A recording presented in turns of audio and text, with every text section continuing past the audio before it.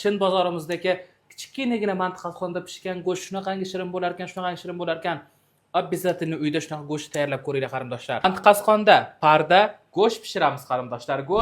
Go'shtlarni terib chiqamiz. Bay. Qo'rilmasa bo'ldi, diyetiski bo'lib ketaveradi. Shunaqa dieta qilganimdan mana shunaqa katta bo'lib ketganman qarindoshlar.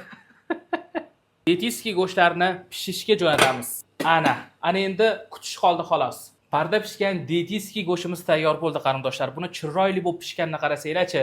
Tayyor go'shtni olamiz, mapga qo'yamiz va endi eng asosiy joyi, degustatsiya joyi qarindoshlar.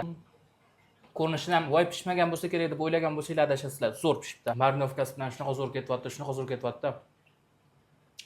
Parda pishgan go'sht bunaqa mazali pishadi deb hech ham o'ylamagandim. Rosa mazali chiqibdi. Ikkinchisi.